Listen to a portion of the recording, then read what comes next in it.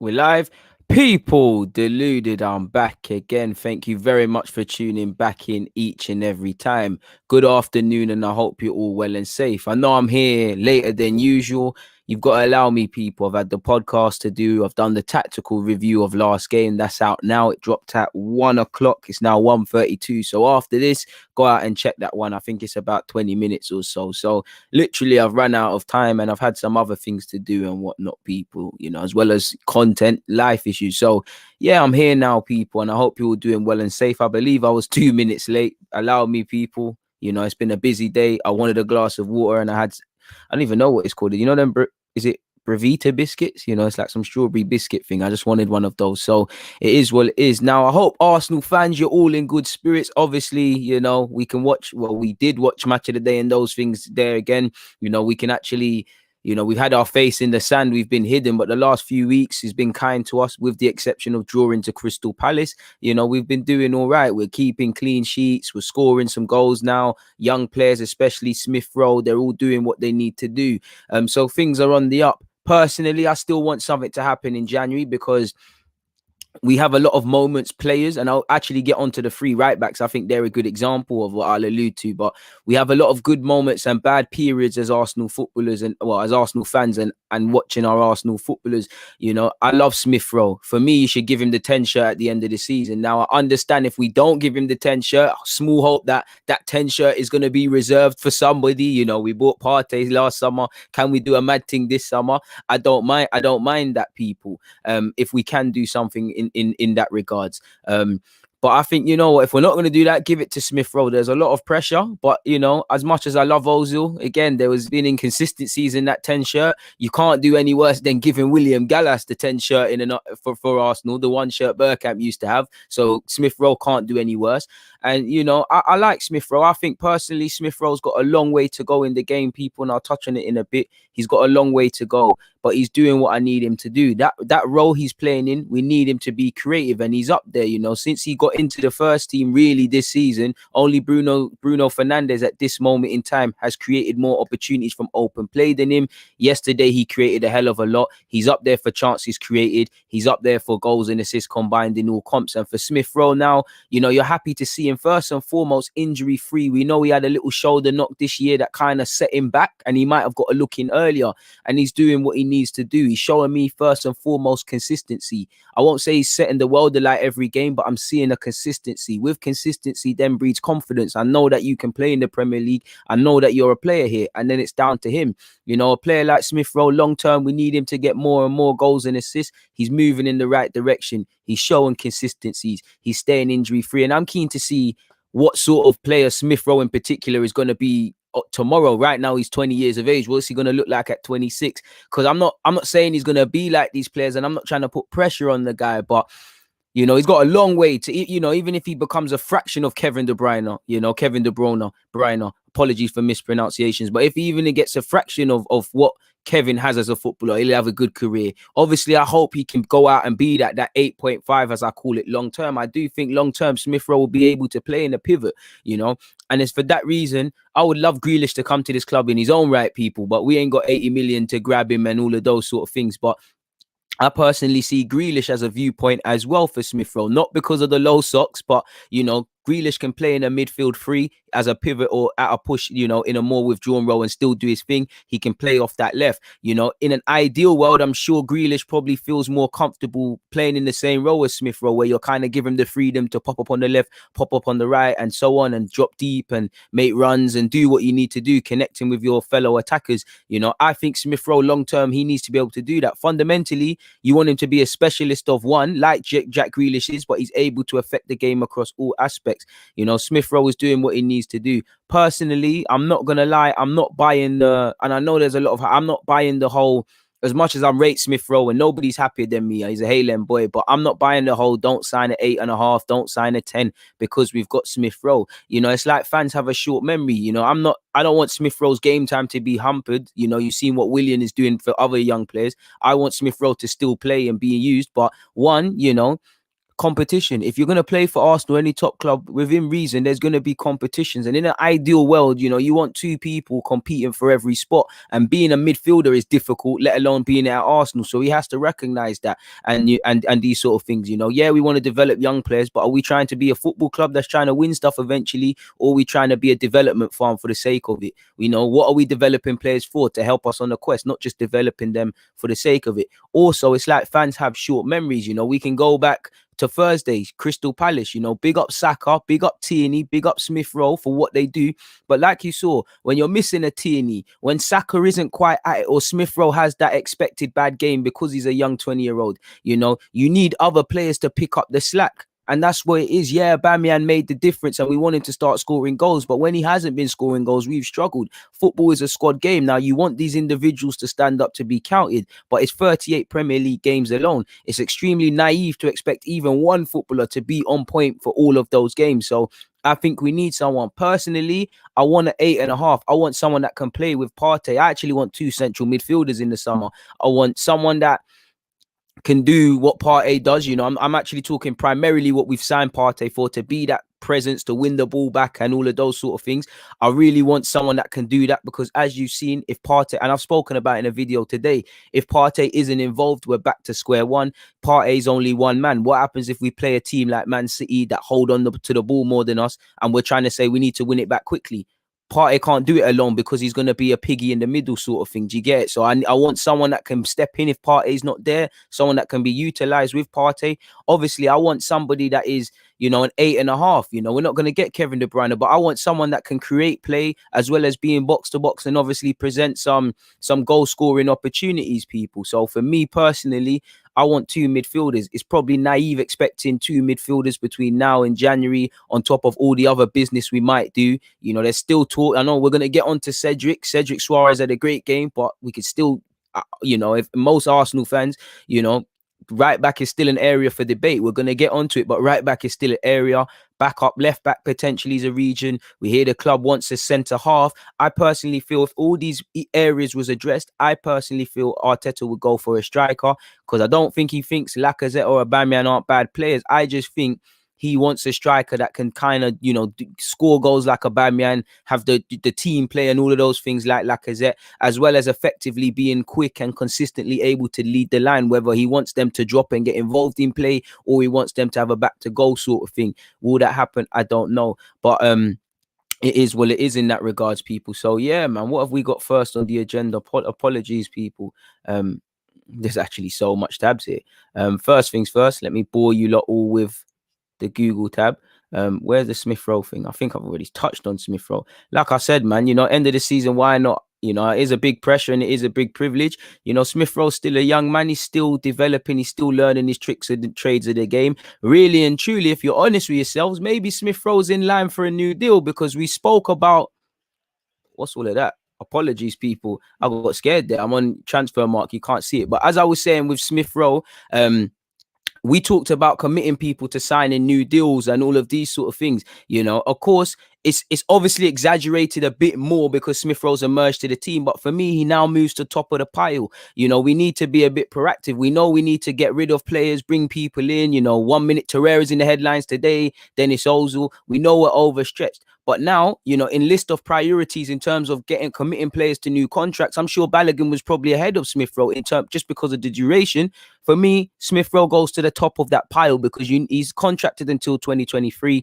You know, he's got a new mark. Let's commit him. We always talked about running down deals and stuff like that. Between now and the summer, let's start these talks about Smith-Rowe signing a new deal, because he's 20 years of age. He's contracted until 2023. You know, even if he never plays for Arsenal again, the very fact of in these last 5 or so games, he started and showed some quality. He's become a £20 million player, which could alert other teams. So we need to help ourselves in that regards. We're finally seeing it. You know, shout out to Smith-Rowe, because in his 5 Premier League appearances, he's had a hand in 3 assists. You know, Saka and him always linking up on the field and whatnot. And he's only going to go from strength to strength. For me, that is a priority, that you sign him to a new deal. And it's quite crazy, you know, really and truly, you know, Smith-Rowe at 20 years of age, you know, he's nowhere near his finished article. This is why we need another player. It's nothing to do with Smith-Rowe. There's going to have times, and I hope Smith-Rowe keeps playing well. Equally, you know, football works in seasons. You know, you've seen it with Lacazette and Aubameyang even, and Smith-Rowe is no different. Every footballer goes for it. Smith-Rowe is riding high right now. He's playing well. He's affecting it. I don't want this to happen, but negatively, how many times have you lot seen players when they play badly, it persists as long as this and it goes bad? We need other players. We can't put all our eggs in Smith-Rowe. He's not Lionel Messi. He's not Cristiano Ronaldo. No club can rely on players unless they're those two. That doesn't mean we can't make him make the difference. That doesn't mean he can't get consistent game time. That doesn't mean he can't be irregular. He can be all of these things. He's a special mercurial talent, but we need options. There's no way around it. And people, no matter how good Smith-Rowe has been, if we're real, I think he's going to keep getting better and better. I think it's his spot to learn. But if we remove the Arsenal hat and the emotion and the euphoria, the man's played 22 times for Arsenal Football Club. We know he's been injured. You know, a lot of them has been Europa League. Recently, it's Premier League. He's still on the face of it, 20 and inexperienced. You know, he's going to have games like Palace where he's not standing out, but he's also going to have games where he affects it. You know, I'm keen to see what he looks like when he's had 22 appearances for 100 appearances, for Arsenal. I meant to say, you can see he's played 22 times for Arsenal and got 5 goals, 5 assists. So a hand in 10 goals and 22. Very good for a creative midfielder. You know, he's played 4 games more for Huddersfield. That tells you he's still inexperienced, and these players will go through patches right now. You know, Smith-Rowe is a breath of fresh air. Like you're seeing with Saka to a degree now, he's going to become a marked man. Even against Palace, they marked him the hell out of that game. You see it with Saka now. Saka's still a quality player, as you see. But now there's not too much space available to Saka because they know he's a difference maker for Arsenal and they know he's someone that can present problems. How have you seen Saka used to have more time to like dribble and run onto people? Now, 9 times out of 10, Saka's having to shield the ball. There's 2 men on him. Someone is getting tight onto him and somebody's standing off. They're doubling against him. That's going to happen with Martinelli. That's going to happen with Smith-Rowe. It's how they counteract that. But for me, Smith-Rowe is the future of this football club, you know, and he's, for me, for years we were saying, and it's no disrespect to Joe, because I think Joe can have a future in the pivot, you know, at some stage, but we're saying, how is Joe Willett getting opportunities in this 10 row and it's not Smith-Rowe? Smith-Rowe looks like the more mature player, in my opinion. You know, he didn't have the best of times at Leipzig. It probably helped him grow up a lot off the field, which probably helping him right now deal with the pressure of being an Arsenal footballer, because you can even see, for me, you can see the growth in Saka. You know, he's gone from being that shy lad. He's still a bit shy. He's a young man, but he's more comfortable with the media. And I think even in the last few weeks, you've seen it with Smith-Rowe. Still a bit shy, still a bit introverted. He's a young man. It's probably hell of a lot. It's probably overwhelming more so than anything, because to him, yeah, he knows he's playing for Arsenal Football Club. You know, he's living the dream. He's doing all these things, but he's still a young man, 20 years of age, and the world is watching you, the world is praising you, and the world will critique you to high levels. You know, your Instagram, everything's popping off. You know, everyone probably wants to know him. It's probably all a bit overwhelming. He probably ain't even had enough time to even blink and whatnot. We need to remember how inexperienced he is, but he's a breath of fresh air, man. He's a breath of fresh air. Shout out to Huddersfield and them, man, there for obviously giving him game time and whatnot. Smith-Rowe himself has been speaking, and he's already said what we already know and what I've told you. All of these players I've spoken to in the interviews, the Tyreses, the Amaris, the Brooks, every young player interview you see me do, they've all praised Lacazette. You know, as well as Smith-Rowe and Nelson, who I hope to interview one day, probably not. They've all praised Lacazette. I'm not saying to keep Lacazette just because he's good for the young players, but I have to respect him for taking them under his wing and being the big bro. And it was heartwarming hearing Smith-Rowe speak. And it means what it's like. I said, it's like the way I've seen Smith-Rowe go from being that shy lad already in a matter of weeks, he's growing. You know, go and look at his first Arsenal interview to Sky Sports and the one yesterday. You know, he's only going to get better. He's only going to get better. Before we get into this, I'm not showing the chat enough love. I appreciate you. John is saying, yo, DG, another cheeky stream. How's you? I'm good, man. I've definitely got a spring in my step because Arsenal won yesterday. I'm doing what I need to do. Essa said, DG, hope you make it big like troops. Your work rate is mad. I appreciate those positive comments, my guy. Please make sure you're hitting the like button. Hey, Stylish, I can't lie. I got a DM saying that you're doing a bit of a dictatorship with the moderator thing, you know. Please get rid of people for spamming and derogatory comments, but a difference of opinion, don't get rid of them for that, my guy. People are snitching on you, really and truly. So it is what it is in that regards. Manny Young has said, if Torreira and Guendouzi come back in the summer, would you still want 2 centre midfielders? Well, if they're going to stay, obviously it changes plans. You know, I think Torreira has gone regardless, so I'd say 1. I think it would change plans slightly because I'd probably just want one midfielder. I'd probably still want that 8.5. I'm probably admittedly more open to finding a traditional 10. If Torreira says he wants to stay and he becomes that Torreira that he came initially under Unai Emery, then for me, you can compete with Partey, you can play with Partey. Cool, that's good for us in the squad sort of thing. Guendouzi, I want Guendouzi back. Still a lot of definition. What specific midfielder is Guendouzi going to be? So yeah, for me, in an ideal world, Guendouzi, Torreira, Thomas Partey, and Smith-Rowe are the midfield options. I'd probably look to bring in another one. If two come back, I'd bring in one. But if them two did come back, Manny, then I'd be more. Right now, I more want an 8.5 than a 10. If anything, I'd be more open to finding a sort of traditional 10 if that makes sense. So it is where it is in that regards, man.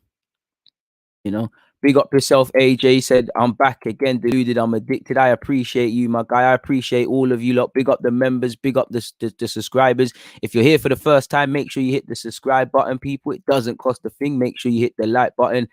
We've got people in here all the way from Ethiopia. It's ridiculous. Big up all the Ethiopian apologies guys in here, man. DG Nation, really international and global and those sort of things, man.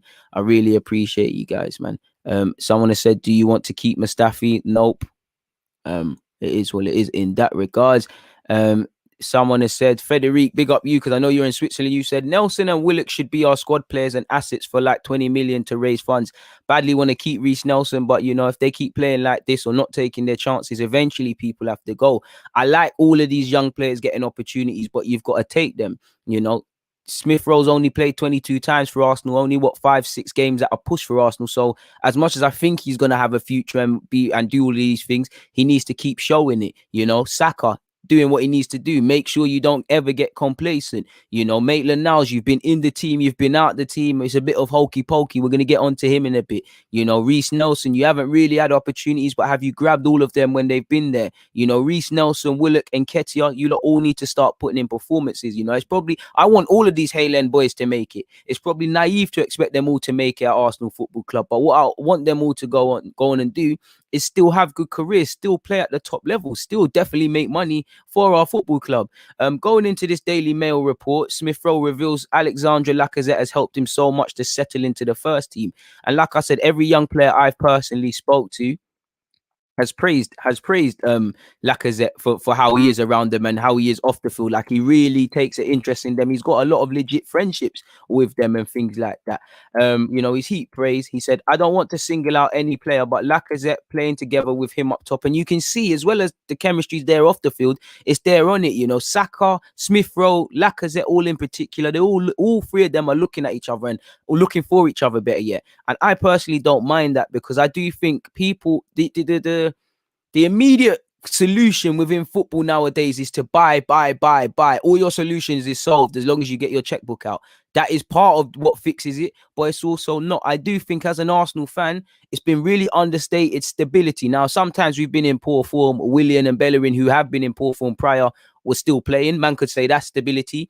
But I do think it's really underrated in playing your best players, playing them consistently, and allowing players to build up relationships, people. It's like Liverpool. Right now, it don't look so, but how many times will Trent or Robertson cross a ball and they know where the front three is going to be? Or Lacazette and Aubameyang that got that partnership. Or you saw Ozil, Santi Cazorla, and Alexis Sanchez in particular. When them three played together, they were on another level compared to the rest of the team. Or our rivals down the road, Son and Kane. What was that goal Son scored the other day where Kane played a lovely pass and Son made a lovely run? I can't remember who they played. It might have been West Brom. But, the more we can get these relationships going, the better. And in particular, the young players, as much as I like Lacazette, he's 29, he's not going to be here forever. The Smith-Rowes, the Sakas, the Martinellis, these guys here, the longer we can get them playing, the more experience they get, the more they play together, the more understanding. How many of you've all played football in this chat, people? You play with better friends than others. How many times do you play with players because that player knows everything about you, knows the runs you like to make and what you sort to do? So it's a sixth sense. That's what we need, people, as well as new players. It's a mixture of different things. So shout out Lacazette. He said, it's helped me so much on and off the field. He gives me so much confidence as we link up and play together. He talks to me a lot. I'd probably say him. in relation to being called the Croydon Kevin De Bruyne, like Arteta said, I call him that as well for banter purposes. It is funny, but in serious moments, let's let my man develop. He's 20 years of age. He's played 22 times for Arsenal Football Club. I think he's going to have a career, but let's look at the numbers. Are 5 games going to make or break your next, 10 years in this game? He needs to keep going, and every day he needs to want to move that bit forward to being a player that has his own little legacy at Arsenal. He's got his opportunity. He's living the dream.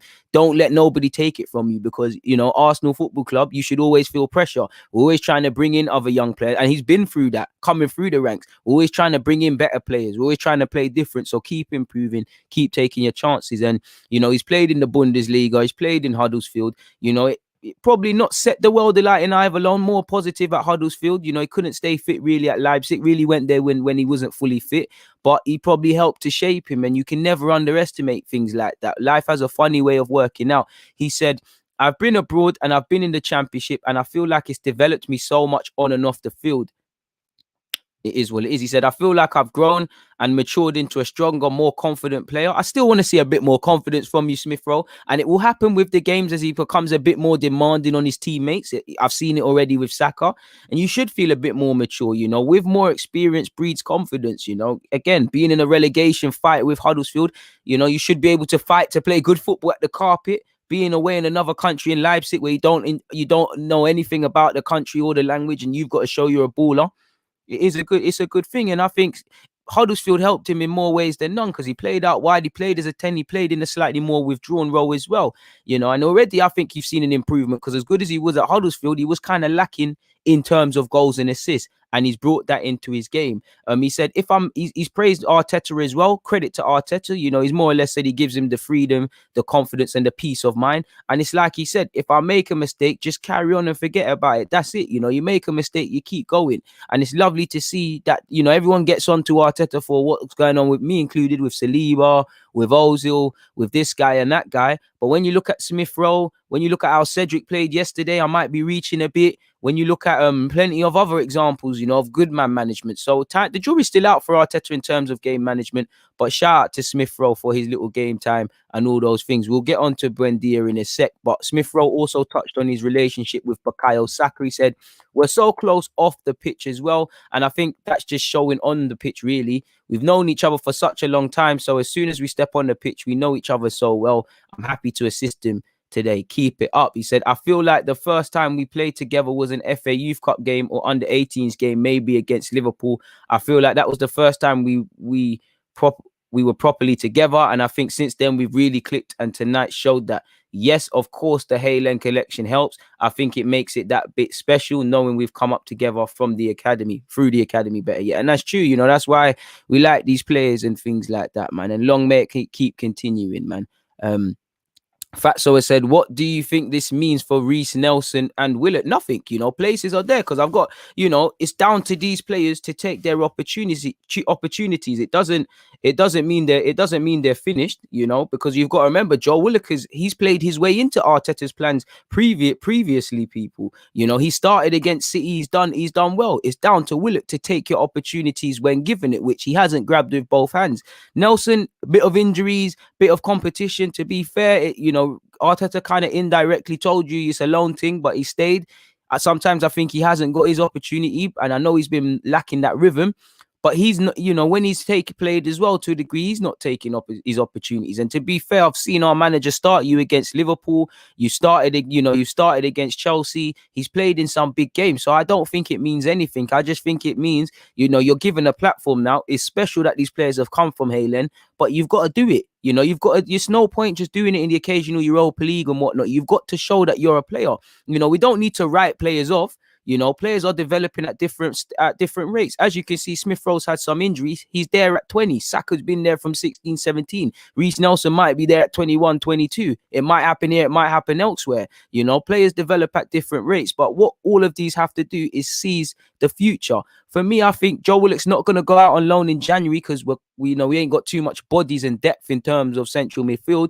But I think Joe Willock needs to go somewhere where he can play 20 times minimum, 20, 30 games out of his season. Even the fact of playing twice, because he might play well, like we know.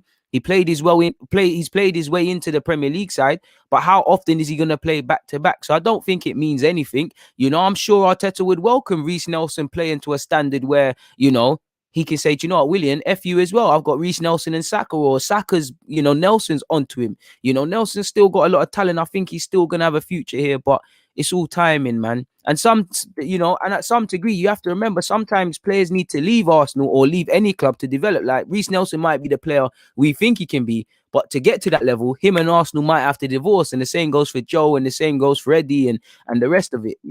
Big up yourself for Mario. I hope you're all doing well and safe, people. But it shouldn't mean too much. It shouldn't mean too much, really and truly. Ben has said, yo, DG, how do you subscribe so I get notifications? I've missed your last couple live streams. I'm wounded, bro. Ben, they're doing the team dirty. I don't know what's going on in that regards. All you can do is make sure you've hit the notification bell and literally keep checking, because I keep getting told this by you guys. When I looked at the statistics, in terms of how the traffic works and the views I get, notifications is down. So I don't know if YouTube's doing the guy dirty or something, but you would think 30,000 subscribers would get 30,000 notifications. That's not always the case. Twitch do nice, people. Big up Lemon. He's always been plugging the Twitch gang. Big up C.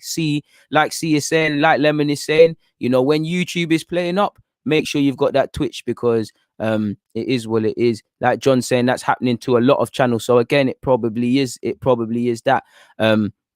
Enough about Smith-Rowe quickly. Let's touch on Buendia, because I tempted you guys. I didn't mean to show you that initially, people, but it came up, so we might as well quickly touch on Buendia. And there isn't too much to say in relation to Buendia, people. Like you can see here, Arsenal would need to offer in the region of 40 to 50 million to tempt Norwich into selling him. I'm not going to go over the same things, because we spoke about Buendia and all of these things in depth, people. Make sure you're hitting the like button as well. It's free. Why would Norwich sell him? We know it's a level playing ground. You can't bully the lesser Premier League sides. You can't bully Championship players and just cherry pick their targets. If QPR, again, I do think it's a miracle Eze went to Crystal Palace for pennies, but you don't really see them sort of moves when the players are star sort of players. And, definitely in Buendia's case, it makes sense for Norwich to keep him. Why would they want to sell someone who's selling him is going to make them weaker in their quest of returning to the Premier League? They've probably got an indirect agreement saying, you know what, you help us get to the Premier League, we can make something happen, sort of thing. They don't want to sell it. And, if you want him, you have to pay something stupid. And when you look at Buendia, when you look at Raya, when you look at Szoboszlai, when you look at Aouar, a range of targets, whether they're top players or not, when it comes to being a bit proactive to get that player or say, we want you, we've been moving a bit. We don't really force it. I'm not paying 50 million for Buendia. I rate him. I think he can play in Smith-Rowe's role. I think he could learn to play in that Santi role long term. I think he can give us that wide playmaking role. 50 million is not going to happen. Definitely 50 million out of nowhere in January. I'm more of the angle. Can you give these Nelsons and these Joes on loans and, let's come to some agreement or something, man. You're being unrealistic. And, he has started the season well. Every day you watch Buendia, he's playing quite well. And as you can see, 20 games in the Championship, 7 goals, 7 assists. So he's firmly just focusing on his football and how he can improve. And, when you focus on your football, the rest will do it. He don't need to speculate, because we're going to be looking at him. Other people are going to look at him. I don't blame Norwich for saying that, because, again, they'd have to find a replacement, and it's January, so people would be desperate and probably look to make more pennies on them. But still, man, you lot bought Buendia for like 1 or 2 million and you're trying to make more. You lot being greedy. Just let us have the guy, man. Like, come on. It is what it is, though. A Sky Sports reporter, Kayev, said, he said, one player they, Arsenal, have been watching very closely is Emi Buendia of Norwich City. We've known that. He said, I've been in touch with some people close to the player today. They say the situation is that the player himself is focused on his job at Norwich. They're doing really well in the Championship. They're top of the table. They can see Premier League on the horizon. So again, he could stay at Norwich next season, be a big fish in a small pond. The move will happen. Or he can say, do you know what, Norwich? Cool. Let's get promotion right now. In the summer, I want to go regardless of what happens. I want to keep go. I want to go, sort of thing. So that could be something. He said the problem Arsenal would have is trying to sign him this month is how much it would cost. Norwich are a very well-run club with a sustainable business model. And to be fair with you, when you look at Josh Martin, who's come through their academy from Arsenal now, stolen from Arsenal and went there, he's going to make them some profit. They've sold Jamal Lewis and Ben Godfrey. They're not in a rush to sell players. So again, you do You can't blame Norwich for demanding this, as preposterous as it is, people. It would take a crazy offer. And if you're going to go 40, 50 million, it's hour isn't possible really in January, but you might as well try for them sort of man there, really. Like we already know, Norwich are under no pressure to sell him. He's under contract. The manager wants to keep him. They're doing what they need to do. So for the likes of Cantwell, as you can see here, Buendia, and these sort of players there's not going to be a move in that regards, people. There isn't going to be a move. Moving away from that, Xavier has said Emil Smith-Rowe won't get the number 10. That's a big no to full. If we get Draxler or Grealish or Aouar, they're going to get number 10. I would love to get Aouar. I'd love to get Grealish, but are we going to spend the 50 million for Grealish? I mean, for Aouar? Are you going to spend 80 million on Grealish? To be fair, if Draxler can get the number 10, Smith-Rowe can. Draxler's a quality player, but it is what it is. Check Zed's latest tweet. This better be something. Oh, you might have to go on timeout. Don't tempt me. Are we signing someone? Is something happening at Arsenal Football Club? Is something going on? Let's see, people. Let's see. Let's see what's going on. Let me check on it on my phone and verify what's going on here. So yeah, we've already been told. Oh man, you're breaking my heart. As we've been told, it's not happening. We already know. It's not happening. Anything can happen in football, but it's not happening. We already know Buendia isn't happening, and bringing through Smith-Rowe is one thing, but again, God, please don't let this happen.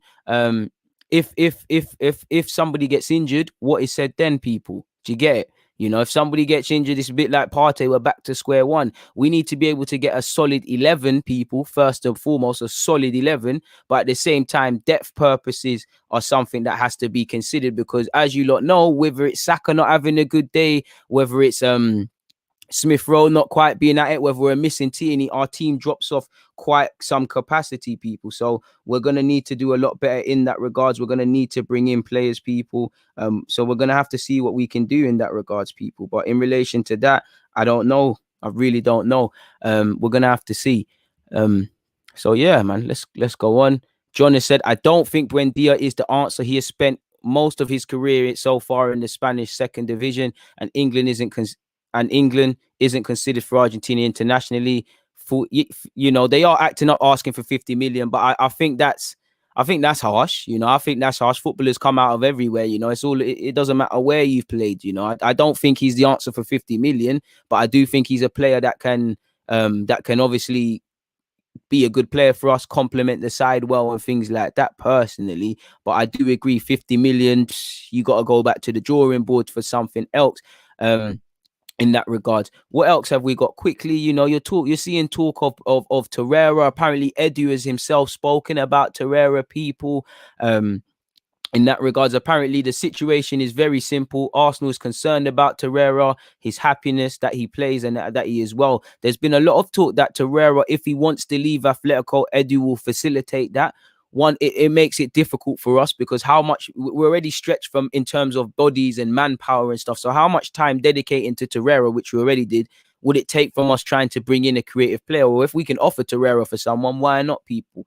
Apparently, skipping to the bulk of this, I'm so sure I had the actual article, but apparently Edu explains that one of the calls that the English leader has received was from Valencia. The sporting director got in touch with his counterpart at Arsenal. The club had already. You can see this already. Well, you lot can't even see it. Apologies. Let me add it in. You lot can see that I can actually speak English. Google Translate is doing me wrong.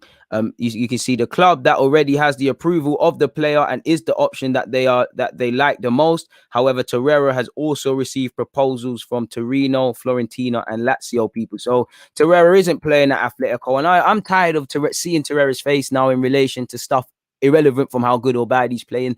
I don't know the reasons for why it has happened at Atletico, but I do know if I was a footballer, I wasn't playing at a football club. I've moved to a club where they speak the language. I've got more of my countrymen. The manager and the tactics are more my way of thinking, and yet it hasn't worked out. Before I look to jump ship or move, I'm asking myself questions personally. Torreira's got to ask himself that. Torreira, you need to find somewhere you can be stability, where you can have stability. And if I'm Atletico, regardless of saying, well, we've given you a loan fee, we're using him to the end of the year. If you want to take him back, give us some peace. And if I'm Arsenal, I'm not agreeing to terminate Atletico's contract unless there's some real interest from elsewhere. Because yeah, you could say, all right, cool, Torreira, come back and for 6 months or so or whatever, be an Arsenal first team player. You can be utilised. But if we can't sell him, what is said then? Because the whole reason for leaving Arsenal was he didn't want to be here, and we'd be stuck with him. And you all know in January that can be difficult to kind of do in that regards. Valencia apparently has it. Okay, you know, we've heard Valencia apparently wants him, and they need to actually move players on. As you can see here, the key of it is Atletico. Meanwhile, apparently, well, sorry, better yet, Arsenal are concerned because the Uruguayan left the team on the condition of growing playing, and he's not doing so clearly. Atletico, meanwhile, will not make it easy, despite the fact that the system that Simeone is using makes it not a priority to have one more pivot in the squad. What makes us think very much about letting a player go is, above all, the pandemic. The clubs are looking closely at the strengths of their squads, especially those immersed in various competitions, because an outbreak of several positive COVID cases can make the coach tremble and leave them without the options at the least desired moment. So again, you know, they deserve to. I understand Arsenal's position. If you want to move man on, you want your player to be playing. Fair play, because for us now, if he was playing, it might alert other clubs. You know, we've got a player where people could say, yeah, we might have wanted him at Arsenal, but you can't play for. You moved and you couldn't play. Why are we going to give you 30 million for him? Here's 15 or nothing. And I think Torreira's contracted until 2023, so there is no panic, but a decision needs to be made on his future, people, really and truly. Moving away from all of that. I'm just looking at do you know what? We don't even need to talk about Arteta's comments. We'll talk about that if need be. Shout out to Alex Kirk, the young under-18 centre half. He signed a new deal. Very decent ball player, as you can see here, composed on the ball. I firmly expect him to continue to make more under-23s appearances, and I think he's going to have a decent future in the game. He's unlucky that there's a lot of centre halves ahead of him, but he's only 18, and when he gets a bit better physically, I think he's going to have a good career. And I think James Hilson has also signed a new contract at Arsenal. So congratulations to both James and Alex Kirk for signing new deals. Congratulations to Brooke as well, the young under-18s fullback who's played 23s, who also signed a pro deal not too long ago as well, people. Away from that, and not podcast links, let's get on to a couple things. You know, we've spoken about Smith-Rowe with the 10 shirt. I wanted to speak to you lot about complete brain fart there. Like I said, I actually wanted to speak to you guys about Maitland-Niles, Hector Bellerin, and Cedric Soares. Now, I want to hear you lot's opinions and stuff like that. Please keep your opinions going. But just my opinions on all three of them, people. We'll talk on Xhaka in a sec, but on all three of them, you know, I don't think any of are bad players. You know, I think Cedric has shown, Cedric has shown good and bad moments. Maitland-Niles has shown good and bad periods. Bellerin is the one that's really been given a consistent run at the team. And if all are fit, he's the one Arteta we know is playing. I think he's played well in the last recent games, but long term, he hasn't really nailed it down. And, you know, we know where we're at with Bellerin. He has patches. He goes hot and cold, as do all three of these players go. You know, I see three people can fight him for one spot. I want someone to nail it down. You know, Cedric had a fantastic game last night, you know, and that should give headache to Bellerin, because allegedly Bellerin missed out due to, you know, he's played a lot of games and he brought Cedric in. You know, that should give a headache to Bellerin, because based on the FA Cup game, you don't deserve to start ahead of him. You know, Maitland-Niles, if you played well when you played left back against Palace, I think you personally would have got the chance at right back yesterday. Didn't take your opportunity, and it is what it is. You know, Maitland-Niles has gone through periods. He's not a bad player, but he's not nailed it down consistently. The one theme I think they've all had, like I said, everyone today, Cedric is the Messiah. You know, what a player we've got and all of this. But the other day when he's playing concerning, rightly so, he's not good enough. He's this, that, and the other. Right now, people are saying it probably looks like smart business getting him in a free transfer. 2 weeks or so ago, man, were probably saying he looks like an agent signing. For me, I see three players, and I want one of you come May to nail down a spot, because my thinking is this, you know, for me, if none of you nail it down, whether it's Bellerin, Cedric, or Maitland-Niles, I look to sell one of you and I bring in a right back that actually is going to give me that. I would love Lamperty, probably dream chasing. So hopefully the scouts got something for us. I see three man competing for one spot, as I've said here, in brackets two, because realistically you need a backup fullback. and I could understand it all. I could understand keeping two, selling three. I don't mind all of them. I don't think either three of these guys has really convinced me or nailed down a spot. But I do think, they're decent. I think Cedric is yours to lose. You played well. Your crossing was good yesterday, but equally he's looked concerning even in the Europa League. Maitland-Niles is the one I would love out of all of them to lock it down. But again, he goes through forms. There's some games he's sharp, he's on it, then he's losing his spot, and I'll get to them comments later. But it appears that maybe he's lost his focus or something like that. Bellerin, I like Bellerin, but I could, again, hot and cold periods. We need to see convincing periods over a long duration of time, not just a good occasional game, 2 bad games, 3 good games, and whatnot. All of them fundamentally are all hot and cold people, because I think you can say this one's better than that. I'd keep these two. I'd sell this. I'd sell them all. They're all hot and cold. They're all neither have really shown. If you say right now, and I hope one of them can do it, but if you say right now that any of them they're the outstanding choice, like Cedric is up there, Maitland-Niles is up there, Bellerin is up there, and the rest are down there, I think you're lying. But personally, you're all allowed your opinions. And it's an interesting one, because Bellerin, he's got his contract. He's always linked with a move away. Yes, he came from Barcelona, but he is a thingy, more or less a Londoner now. Does he want to leave? He's been at Arsenal for a large period, won a lot of FA Cups. Does he want to keep it moving? For me, I like Maitland-Niles, but focus and consistency, you show it in periods. I need to see you nail it down. You're looking to the start of the season, end of the season last year. You got called up for England. You played well in semi-finals and all these things. I would have thought, okay, cool, I'm setting a marker down. I somehow found myself in the England squad, which I think he was punching for at the time. I'm nailing it down. I'm going to be the best right back at this club. When man talk about the best fullbacks in the league or going for England, right or left back, Ainsley Maitland-Niles needs to be called up. I know a lot of people talk about him playing in midfield. I would like him getting that opportunity as well. There's got to be a reason Arteta hasn't done it. But I'm of the belief now, I wouldn't mind him playing in midfield, but I think he just needs to accept that this club is a fullback thing. On one hand, I feel a bit hard done by for Maitland, because especially when Bellerin's been playing poor, he still remained in the team. And I think, you begged Maitland to stay. He stayed. He's been called up for the England squad. To have any slim hopes of continuing in the England squad, you need to play consistently. And you're not playing him now. I get it. It's good to have someone like Maitland. He can play in midfield. He can play at right back. He can play at left back. It's good to have in the squad. But for me, similar to Martinez, that was probably minimum 20 million for Maitland-Niles in the summer. You could have got 40 for them too. Now, could that extra 20 could have been used to top up whatever cash reserves you had or could have had for Aouar? Cool. Did Maitland-Niles genuinely want to stay, or Arteta genuinely wanted him to stay? Cool, because I think a change of heart is what's happened with Maitland-Niles. I personally think Maitland-Niles was rubber stamped to leave. He stayed. I think that's a big reason as to why Cedric initially is coming to this club. I think there's a possibility all three could leave. 2 of the 3 could leave of any combinations. Like I said, I got the most time for Maitland-Niles, but none of you really convinced me wholeheartedly. I like you, but you need to show me consistency for a period. Now, on one hand, you haven't been given the opportunity, but on the other hand, you ain't really played like such. You ain't played for a bag of weeks. You're lacking fitness. You're thrown in at left back. You didn't do the job. I feel hard done by. But if you put in a some half decent performance, you could have done all right, because I could turn around and say, Arteta's done you dirty. He gives Bellerin a run of form. But Cedric's been hot and cold. For whatever reason, Cedric got an opportunity, and he took it with both hands yesterday. So again, I think Cedric is, for what it's worth, he's at the bottom end of the pile, but right now he should be at the top, people. Like I said, he's locked it down, but Maitland's a weird one in that he goes through periods where he's one of the first names on the team sheet, and then he can't even get into the squad.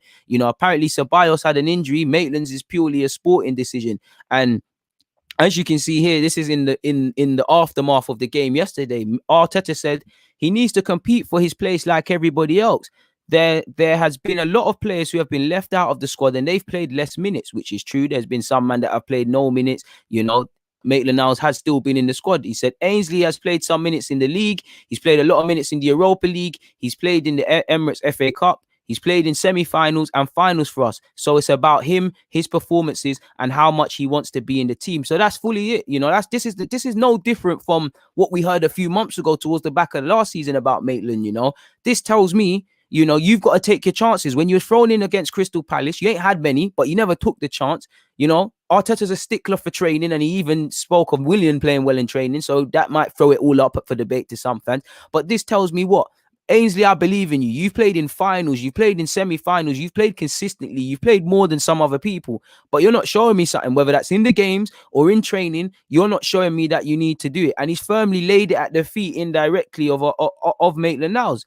Show me that it's killing you inside every minute you're not involved. Don't just play well, play to your maximum. Because I do get that vibe with Maitland as much as I love him. Maybe it's not that he's not training bad. You might get the feeling that there's a little more he could give. I want to keep Maitland-Niles badly. It's an emotional thing. He's come from Halo and I love the guy, but it is what it is in that regards. And I say surely one stays. As I said, could there be a future where you sell Bellerin slash you sell Bellerin slash Cedric and you keep Maitland-Niles to be a right back, or you bring in someone better? Could you say, do you know what, Maitland, you want to leave, Bellerin, you want to leave? Can we get close to 30 million in each of those players? I think you're punching. You probably get 20 million a pop for both. Can you get that 40 million and do something elsewhere?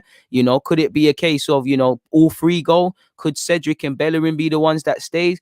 Could Maitland-Niles be the one that stays? Bellerin commits his future and Cedric commits a new deal. Could both Hector and Maitland-Niles leave? You bring in a new guy and Cedric is the backup, or all three could be off, which I think is naive. There's a bunch of possibilities, but I will say football can change. We're only at the halfway point of the season, people, and there's been a lot of conclusions. Aubameyang's been a villain, now he's a hero. Arteta was a villain, now he's a hero. Aubameyang's getting back in good books. Smith-Rowe barely got a look in, now he's getting it. Marie weren't involved and he got some chances. David Luiz, has been villain, hero, villain. Xhaka's gone through it. That tells you on one hand that all of these footballers really are hot and cold, but this tells you as well there's a lot of football to be played. There's a lot of conclusions to be had that shouldn't be had yet. That tells me it's firmly at the feet of Ainsley Maitland-Niles. If he wants to be a first team player, it's down to him to grab it with both hands firmly, people. It's down to Maitland. Shout out to Cedric for yesterday because he played quality in my opinion, people. Speaking with Xhaka, people, quickly, 1 second. Let me just, me, I like to chop these things up for you guys, people. But speaking about Xhaka, is Xhaka the best partner currently for this season? Let me zoom in a bit. Is Xhaka the best partner for Thomas Partey? Now, admittedly, I would like a better pivot man. I don't really, apart from Partey, I like Ceballos. I don't think Xhaka's a bad player. I've got time for Joe Willock. El Nene's cool, but neither, beyond the just, they've all shown good periods of form, these other guys, apart from Partey, but neither for me has grabbed the opportunity. All of them could be squad players in their own rights, but consistent, 38 games, you wouldn't be making up my pivot. It's naive to expect any of them to leave right now. In January, in the summer, apologies, it's a different story. El Nene will have a year left on his contract. Xhaka is always linked with a move away. Ceballos probably will not be kept permanently. So there's something to be said. Joe should probably go out on loan, but maybe even Joe stays. Maybe by default, Maitland could get a look in. But is Xhaka currently the best partner? Because admittedly, when I look at it, people, you've got to be, I don't have Xhaka down for this, but, he's won the ball back 100 times this season, the most of any Arsenal player. He's won the ball back a lot of times in the last two games. His last two games in particular has been well. Now, my opinions on Xhaka generally is, he's not as bad as people make out. He's a bit misunderstood. I think he'd be an okay squad player, but fundamentally, he's not somebody I can count on. He goes through good periods. He goes through bad periods. He's a bit like Marmite. He's just not my sort of midfielder, my modern day midfielder. He needs too much time on the ball, but I'm not going to lie, Xhaka does seem to complement Partey right a decent amount based off the last game, really and truly. And he kind of gives Xhaka a bit more freedom of sort, people. But saying that, a few months ago, it was all about El Nene and Partey. They were all the flavour of the month when we played United away. On paper, personally, for what it's worth, I think the tastiest partnership out of all of them would be Dani Ceballos and Partey, really. But we're still midway through the season and we ain't really seen the pivot that is going to be it. We're seeing in a positive way, we're seeing some relationships coming out in terms of defending, to the point where Gabriel can't get a look in the team. And to be fair, you probably expect Gabriel to get his minutes when we play Southampton or Shrewsbury Town in the FA Cup this weekend, I believe. So we'll have to see what happens in that regards, people. But make of that what you will. So yeah, we've spoken about Torreira, we've spoken about Buendia, we've spoken about Torreira, Buendia, Smith-Rowe, Xhaka, and the rest of it we've spoken about quite a lot. Lemon has said, minor tip, look into the lens a little more. I look into the lens plenty. I find it easier to read on that screen, people. I have to zoom in a bit. I know you like my eyes, but it's not every day. I appreciate all your tips, especially on Twitch, all your help on Twitch. A man said, "Hey, Len, bias, let it go." Fair play. I don't know what bias you're talking about because I've just said, all Maitland-Niles and all that man can go. But if it's all out of all three of them, I'd want to keep him. I've got an academy bias to Bellerin, um, and thingy full heartedly. A man said, "Let it go." Hey, Len, bias is saving our club with Smith-Rowe and Saka. Never, mate. Never will I stop loving Hayland because they make me proud to be an Arsenal fan. Lamperty's got poor defensive stats. There has been some moments he can improve, but I mean, that's what he's not going to be the finished article. I think there's something there with him, really. And again, it's down for the club to work with that. I think it's fixable, but again, it's got to be down to the coaching. I guess coaching is a big part of it, man. Zorro has said, do you think it's realistic for Arsenal to get rid of Xhaka, Torreira, and Guendouzi in the summer and replace them with Buendia, Neuhaus, and Bissouma? Probably not, my guy, but they are some tasty names, especially Neuhaus. Apparently, Bayern Munich won him. Another guy did a video once, so it is what it is, man. It could be. Emma said, do you remember a Dutch player named Drenthe? He would have been a super left back for the Dutch national squad, but he thought himself he was a 10. Yeah, the guy who had the dreads, and I think he's found a new club. He just didn't kick on, man. He played for Madrid. I'm sure he went to Everton at a period. So yeah, man, we make of that what it is, really. NA has said Maitland-Niles gets dropped whether he plays well or not. Quite unfair on him, and I do think it's unfair. But then all I can say to him, play to the standard where you can't be undropped. Between Maitland-Niles and Bellerin, I'd probably, there's a case to sell all three, but, I'd prefer to persist with Maitland-Niles. I'd actually love Bellerin to turn it around, but out of the push of them, I'm going with Maitland-Niles, really. I don't think Maitland's, he's just too laxed, and I think that laxed approach might transpire to training. You've got to have a bit of a sense of urgency. I was prepared to give Bellerin one full season under Mikel Arteta and see what could happen. I do think Maitland-Niles is better going forward than Bellerin. I think out of all three, Cedric and Maitland-Niles are clear of him personally. And that's always a risk, really and truly. It's always a risk with the Sakas and the Smith-Rowes. Hopefully, we're able to do something, man. What else are you guys saying? Cedric, again, hopefully Cedric can lock it down, man. Hopefully Cedric can lock it down. Apparently Paris Saint-Germain have already turned their options to looking at other right back. So in relation to that, it's a myth.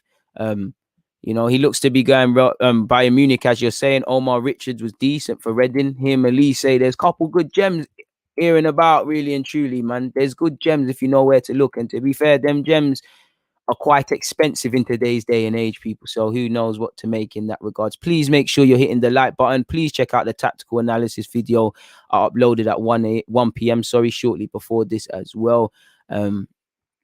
Is what it is in that regard. Stylish has said, a lot of you man are worrying about my moderating but ain't hitting the like button. Come on, lads, show your support for DG. My guy, smash up the like button. And like he says, good afternoon to all of you. I hope you're all doing well and safe, people.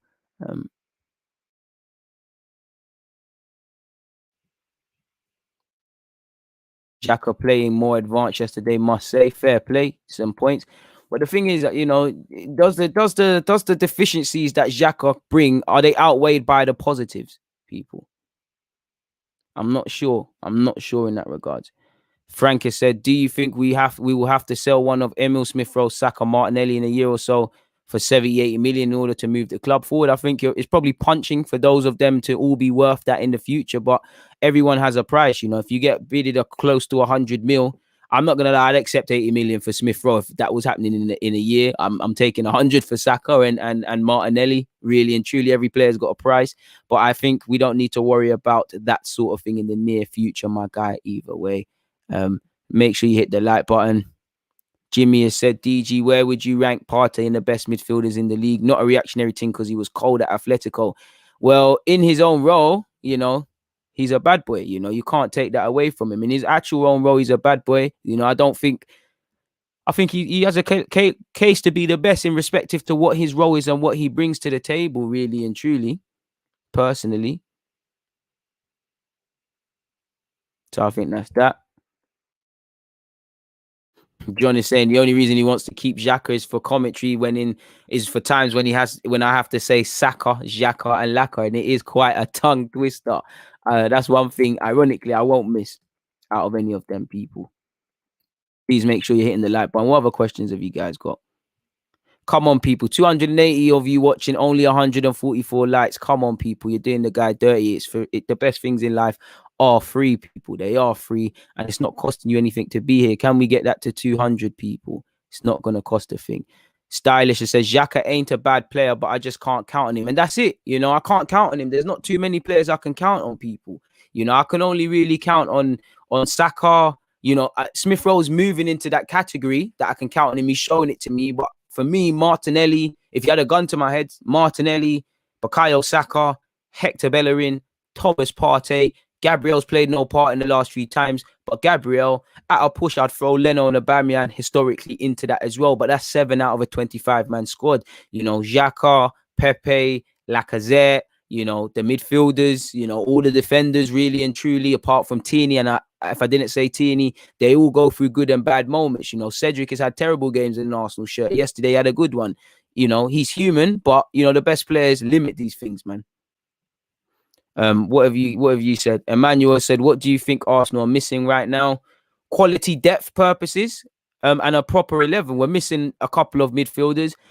Personally, I think we need a right back. Personally, I would like a backup left back. I would like to assess wide areas if we're going to not persist with Pepe anymore, and we should be moving on Willian. I do think Thingy is gonna look for a striker, Arteta, when he can. I've got a super chat. Thank you for the super chat. Matteo Guendouzi said, "Give me the shirt when I get back. It's bad luck. Hope you can come back and nail down a spot, my guy, man." I remember when Arsenal almost signed Hakimi. You must know more than me. I don't know at all. I don't know about that, but I would have loved for that to happen. When was that? Please make sure you're smashing up the like buttons. It's quite a slow news day in relation to Arsenal. Lamptey did sign a new contract, so it's a madness. We ain't going to grab him. We can't grab him unless you're going to put the money on the table. And unless you put the money on the table, it's a myth. It's as simple as that. Money talks. And, Stylish had an important point. It's just about players you can count on. There isn't too many players collectively in this squad you can count on. There's another super chat. You ain't going to... Let me... I'm a bit paro, so we're going to have to do some serious VAR before that.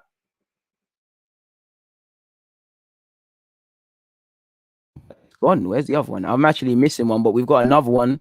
Big up yourself. Thank you very much, SP, as well. You said we've been linked with this midfielder. I can't pronounce his name at all, and I haven't watched too much of his, but he does look like an okay midfielder. Italian, more religious watchers of Italian football be able to tell. I think he's like 21, 22 years of age, so... If we've been linked with him for that age, I can tell why. For that club, with all due respect, I don't know Italian clubs like that, but I could imagine he's not going to be the most pricey. So there is something to be said in that regards, man. He looks decent. Guendouzi next to Partey would be good. For Partey, you just want to see, for Guendouzi, apologies, I just want to see him define what sort of midfielder are you going to be, and can you either learn to dictate the tempo of the game more, so our more attackers don't have to drop? Can you get me some goals and assists potentially? Only time will tell in that regards, people.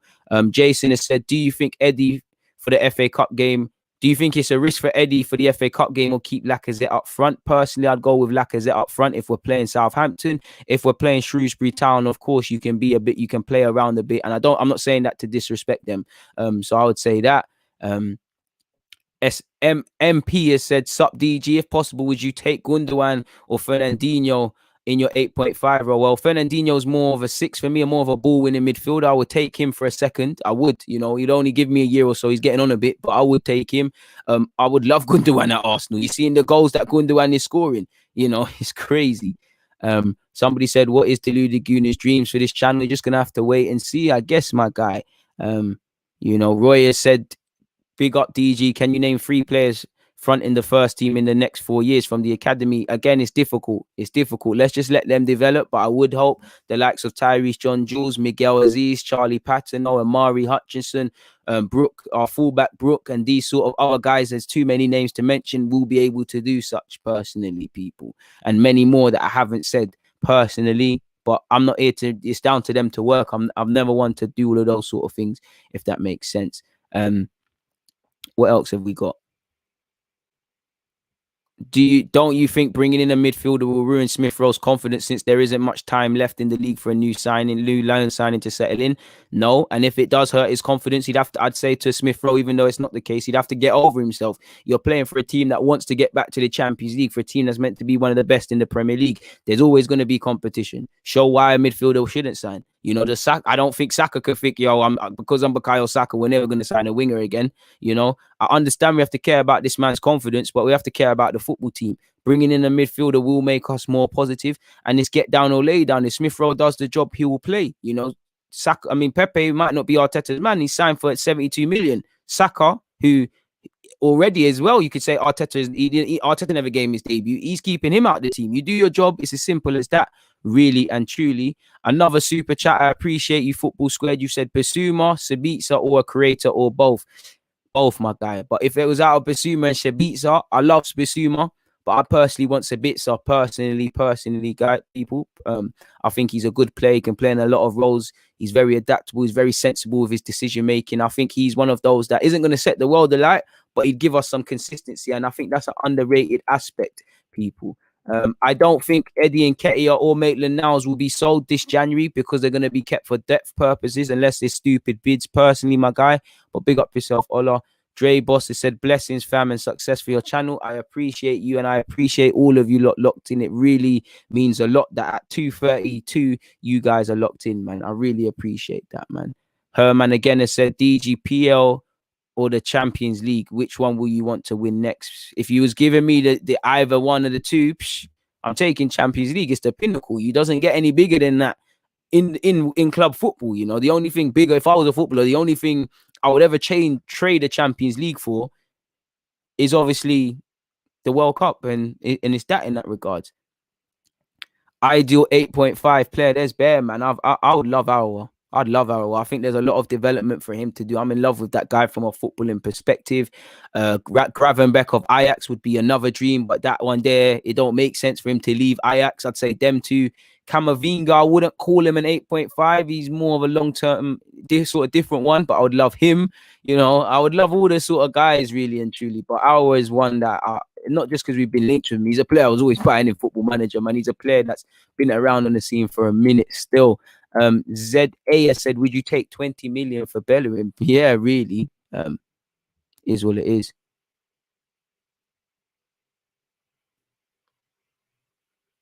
Ryan Christie's a decent player, very decent player, tidy little Celtic player, got a long range shot and a free kick on him. Wouldn't mind him to complement the side. Don't think he's going to make the difference like that. My guy, there's no point me even saying him. We all know I'd love Grealish, but 80 million. Case closed in that regards, is it? Hit up the like buttons, man, then please, and any ladies here and whatnot. I don't think anybody's criticized Cedric. I don't think it's unfair criticism. You know, I think Cedric at times hasn't taken his chances. Like, I can't speak for everyone, but if you take your chance, I can't get onto you. If you move iffy, I have to mention it. It's one of those ones there. In that regards, people. Big up yourself, Jake, as well. I appreciate that, man. Stephen has said, Norwich manager said they won't get rid of players while promotion is on the card, so doubt we will get Buendia till the summer. Can't add into anything. You know, we knew we weren't getting Buendia. We knew Aouar wasn't landing. We knew Szoboszlai in January was a myth. I'm surprised we ain't tried to bring back Jack Wilshere on a free, and good luck to Jack Wilshere for what it's worth. He's gone to Bournemouth on a short-term loan deal. You know, 100 M's for Jack, you see? You know, even that. So it's a myth. We can give you 30 million, Joe Willock on loan, Nelson on loan, and a handshake, though, if that's cool. So, again, it's a myth, man. Jason, for me, I think it's unlikely, but again, I'm keen to see the last week of January. I have small hope that Arsenal is going to bring a midfielder into this club. And midfielder is a subjective one. What sort of midfielder that's going to be, I don't know, but I have small hope. Ibrahim has said, do you think Balogun will see the grass ain't always greener? I know Amici is hurting seeing his age mates. Listen, I get that, but as long as Amici is closer to the first team in his regards, or he feels he made the right move, then it is what it is. It might work for Balogun, it might not. personally, I'd rather take that risk if it's become abundantly clear opportunities aren't going to be here, because it shows I'm being proactive. Balogun might go off and be a success and be a top quality striker. Either way, he might be someone we don't speak of. Either way, only time will tell, really and truly. So hopefully he stays. If he leaves, it is what it is. I'm not going to cry personally, but it is what it is, man. You know, Jake has said, I assume you mean, do you think Socrates will be gone? Too many links? Hopefully. And, Arteta's more or less said that he's going to leave, but until the man leaves, he's still here, really and truly. It's as simple as that. Josh says, we need to bring in Basuma. If Partey gets injured, it's back to square one. Fact. North London Original has said, big up DG. I think if we do anything this window, it should still be a number 2 for Leno and another loan signing in midfield. Respect for your comment, my guy. I completely forgot about our need for a backup goalie until you reminded me. Facts, we need a backup goalie. We need a sort of 8.5, a number 8, or even a 10, just a midfield body and a goalkeeper. We knew that at the start of the window. Ozil looks to, more or less be a Fenerbahce player. We've now said we're keeping Mustafi. Socrates, they said he can leave. Kolasinac has gone on loan. So there has been some outgoings, and hopefully that means, we're now able to play around and dedicate time to bringing in a player. Whether that happens is another story, but time will tell, people. Time will tell. I agree, Gray. We should, tying into what North London said, we need a backup goalie. I don't want to lead the Renaissance hate brigade, but if something happens to Leno, we're in problems, as you can see. Please make sure you hit the like button, people. One more question. Let's get one more question in, as I am getting quite hungry. And we're just over an hour. We're on 194 likes, people. Come on, that must can grab the 200. 195. There's 5 of you that need to hit the like button, people. Don't forget to hit the subscribe button as well. It should be in the right hand corner of you guys, people. Do not be lazy. Harman has said, who would you sign, a prime Neymar or Mbappe? To be fair, have we seen Mbappe's prime? Like, we ain't seen it really and truly yet. Neymar is a bad boy. So to relate to your question about prime, Neymar, but we ain't seen Mbappe's prime. I honestly believe it is what it is, though. Black Sheep Super said, would you sell Bellerin, and would you be comfortable with Maitland-Niles as our right backs if that happened? I'm not going to lie, whether Maitland-Niles goes, whether Cedric goes, whether Bellerin goes, I'll probably bring in an out-and-out right back. And, Bellerin, Maitland-Niles, these that will probably have to be number 2 unless they show me something else. It would be that. We're now at 209. Big up the 209 of you. Please make sure you're hitting those like buttons. Big up the Twitch gang as well. So I see somebody asked when Football Manager is sorted. Not to talk too tough. Hey, this thing is heavy and I don't want to break it as well. Pulling it with one hand. You can't see, but soon, bro. I'm not gonna reveal what this is, but we're calling for all of you that want Football Manager content. Trust me, we're getting loaded. You see the box. I'm not gonna. You also see me drop everything, but you see the box. We're not gonna get into it too tough, but it's coming. Just chill. Make sure you're subscribed on Twitch, Deluded Gooner 187, and you're gonna get what you need, people. Trust me. Everybody just cool off. Herman has said top 4 or win Europa League. It's a difficult one, because for me, when I look at it, Europa League is Europa League is a European trophy. It gets you Champions League. It's a trophy, man. I'm not gonna 20 years from now, we're not gonna say Arsenal get a trophy for getting top 4 in 2021. You will say something about the Europa League and things like that. So when I look at it from a trophy aspect, I'm saying Europa League, and I must admit my stance has changed on that, but there's just something I want to get in the top 4, because for me, it's not that you can fluke winning Europa League, and I'm not belittling it. Like you lot are saying, win Europa, win the trophy, but it's for me, I badly want to see 38 games consistency top 4. It's a trophy that Arsenal don't really win. We don't do well in Europe like that, definitely in my lifetime. So I would like to win it. I'm not going to say you can win it playing poorly, but I do think when some people have won Europa League and it's masked a bad season and it's kind of flattered, Arsenal haven't been that. I would have loved for us to do it, and we've fallen at every stage. We got to a final and got our asses handed to us 4-1, sort of thing. So I'd say Europa League now, but part of me wants to say top 4. I'm going to go, because it's a trophy, I'm going to say Europa League. But it all depends where you finish, though. Like, what if we finish 15th and we've won Europa League? I'm going to take it, but it's crazy, It's a difficult one. It's a difficult one. And you man are on to me. M is not having it. He's saying it's understandable, but again, top 4 FA Cup, a top 4 Europa. I'd probably lean towards Europa. You said top 4 or FA Cup. FA Cup's a trophy, but I'm gonna say Champions League, because again, it sounds stupid. It really is. I'm really saying qualify for a tournament. We're just gonna, we're just gonna embarrass ourselves and just qualify for the sake of it. But that's been our goal for years, and we ain't accomplished it. And I still want to win an FA Cup. I'm an Arsenal fan. We've got spiritual bondage with that. It's a tough one, man. It's an absolute tough one. Absolute tough one, man. Question marks has said, what you just described about top 4 Europa is the same reason I'd win the Prem before the Champions League. Hope this makes sense.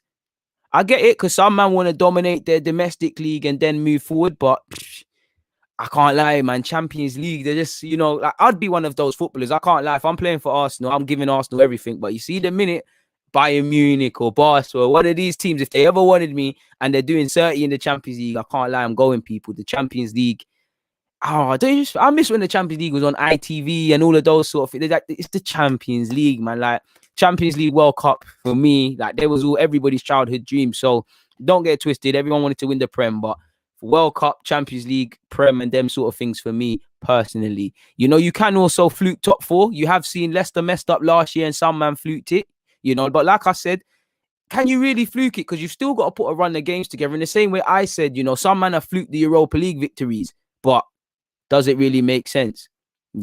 A man said, you seem very well spoken. Did you go private school? I wish. No, I didn't. And to be fair, you say I'm well spoken. Certain people get onto the way I speak.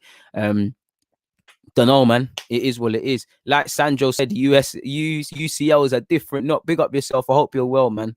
And like Steven said, Champions League is the best of the best. And the trophy is just wavy, people. You see the Champions League trophy, like, they're big ears on it. It's a madness, man. It's a madness. I'll do what Lampard did. You see where, you see when Chelsea won it and he had the cigars and that, But I also understand people say that's our pride. Pride is a killer in life. Nobby Clark, big up yourself. You always hear he's made a very interesting point. Top 4 is worth 80 mil.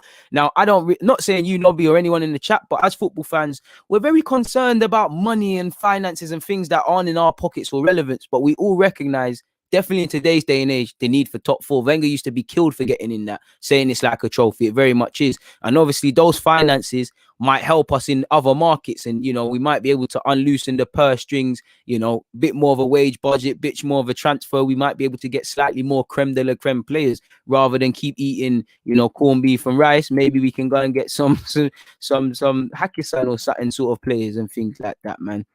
John has said, would you ever upload videos of you playing right back? Do they exist? I mean, there's plenty of footage online of me playing football. I'm not going to shout out the team because they turned pagan. We're not giving them no sort of clout, but I've played. I will, you know what? One team I will give you clout, will give clout. Just type in the Wrongins FC, just type in Deluded Gooner Wrongins, and you'll see me play for one of my old clubs. There's plenty of footage of me playing right back, giving away penalties, scoring goals, assisting.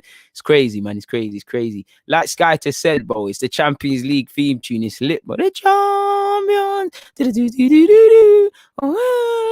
My singing is terrible, but you see, it was elite. And I'm not gonna lie, people. I don't want no 4, 5, 55 kickoffs. I don't. It's a killer. It's a killer making live streams for you lot. It was a killer. Like, obviously, I'm trying to pursue YouTube full time. Do you lot know how much of a killer it was getting out of work and making it home for 5:55? I finish at 6. The game's at 5:55. So you can imagine the shady sort of things I've done. Manager, family thing going, I need to 5:30.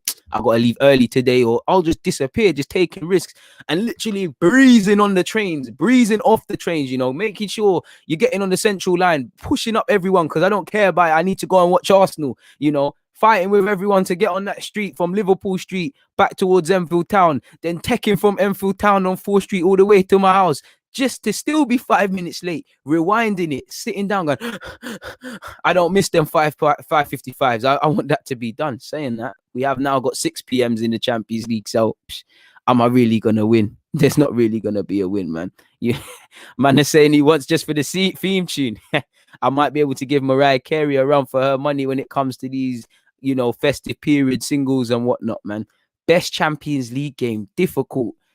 from an Arsenal fan's perspective, the run, I think it was beautiful. Yeah, it ended poorly, but I think the run to the Champions League in 2006, it was beautiful. I think it should have been made a movie, to be 17 minutes or whatever from winning it. It was the tale of injustice, but that was beautiful. And a lot of the way you hear me speak about morals and values and togetherness, it comes from that. A man said Enfield to 4th Street, Liverpool Street to Enfield Town, getting off at 4th Street, my guy.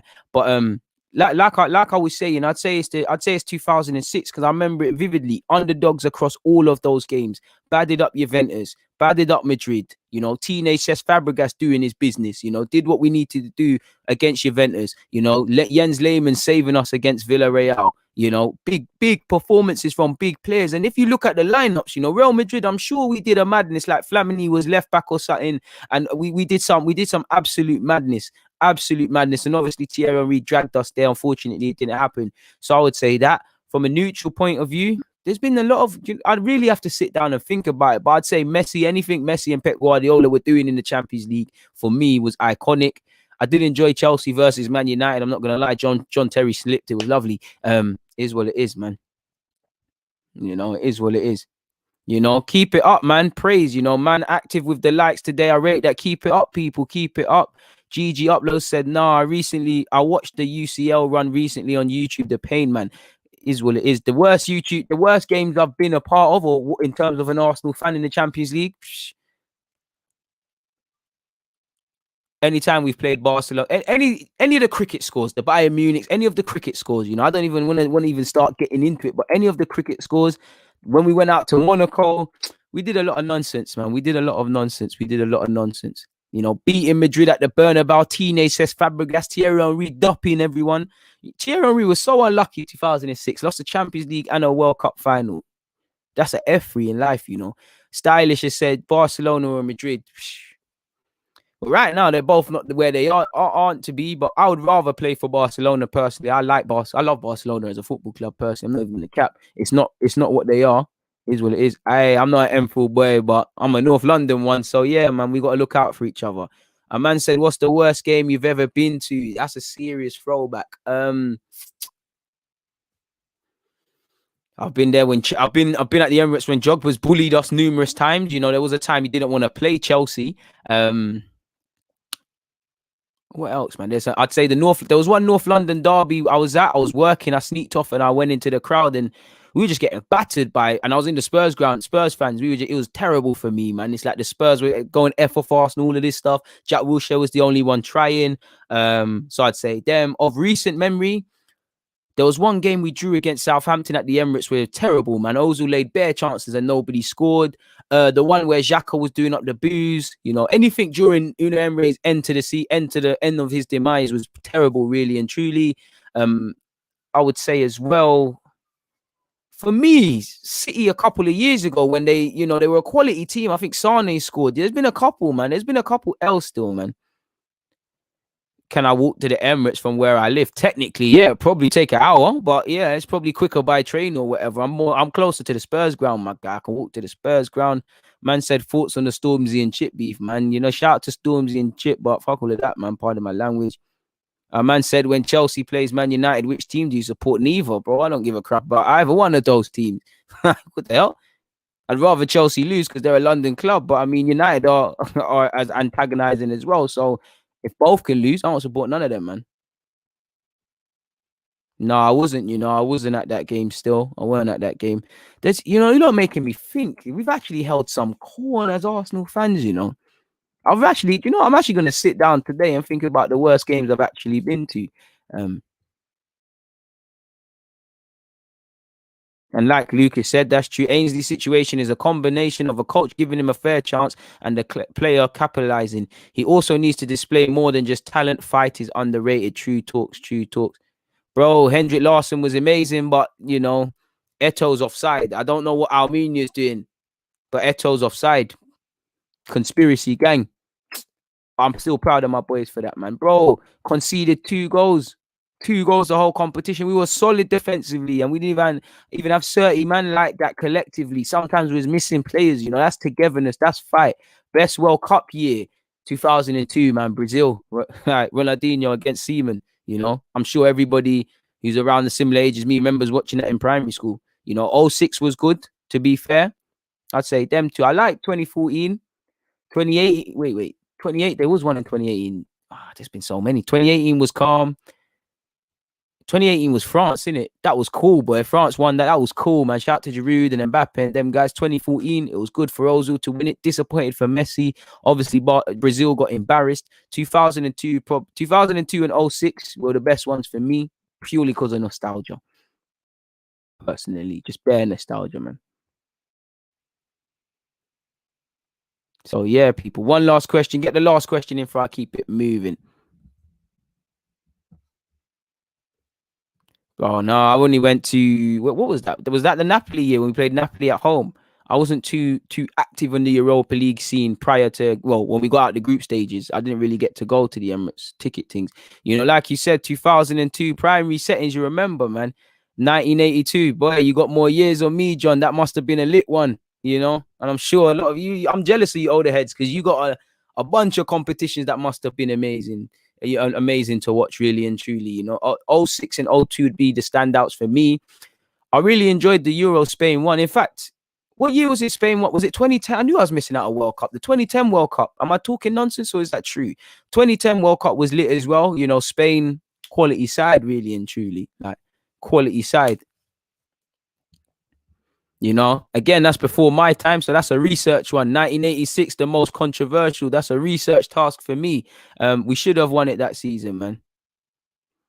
Sia said, "Listen, we're jealous that you get to watch games live. To be fair with you, I respect you international fans' dedication. Just from pre-season, you know, when we was what was it, Arsenal in China or something, waking up at stupid o'clock to do videos and things. I was like, nah, I couldn't do this if I was in America or any other country in the time zones. I respect you lot. And you lot are jealous. Sometimes you don't want to be there. You know, it's a rotten feeling when you're there at the stadium and you're just looking at nonsense and you got anxiety that the team is going to get back in the game. It's crazy, man. It's crazy. Doom has said, big up Deluded. I can't stick around, but we'll be watching this tonight after work. I appreciate you, Doom. Go and get your pesos. Go and pay your bills, my guy. It will be there when you're finished. Sandro said 2010 was lit, so was 2014. Facts. Absolute facts.